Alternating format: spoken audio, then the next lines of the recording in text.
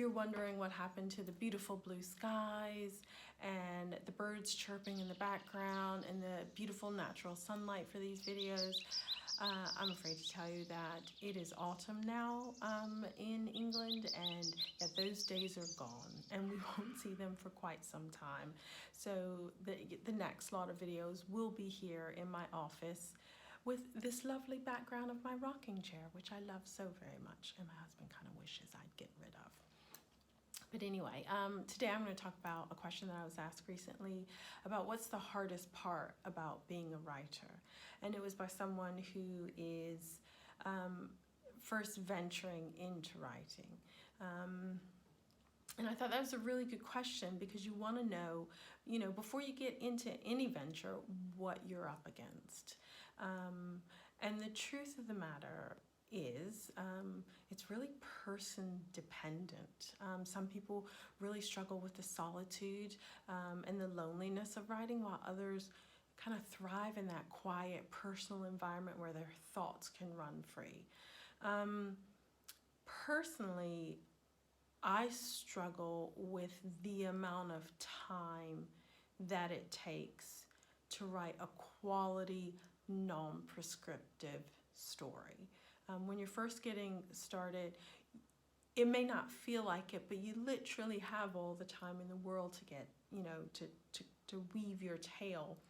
Then after a while, you start getting deadlines, and those deadlines means you have to speed things up.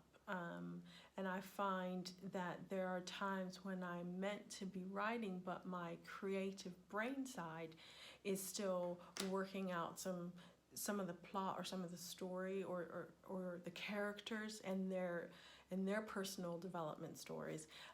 And that sometimes can feel like it can feel like a challenge.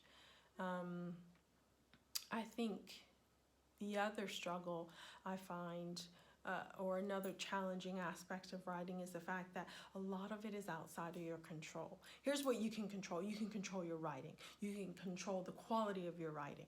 You can control your submissions, which groups you participate in, the learning that you go on, the creativity, and those are all wonderful things to have control of, and those are important things. But if you decide to get your word out there, like your stories out there commercially, I think you will run into, you'll quickly realize that there are bits outside of your control. And sadly, sometimes the things outside of your control, like whether you get an agent, whether you get a publisher, a small, medium, or large publisher, all of these things, they're not up to you, and it doesn't matter how hard you want it or how bad you're willing to put in all this effort. I feel like it has been my experience and the experience of other writers who have gone down this similar path, is it's really persistence. It's a journey of constant improvement and thinking that you've grokked something and you got it and you know what you're doing, and then realizing that you can still do it better, and not stopping, and in perseverance, and not letting the rejection steal your stories, steal the stories that you have to tell, and only you can tell them. Because how many freaking vampire stories are out there? They're like we can't even, it's incalculable.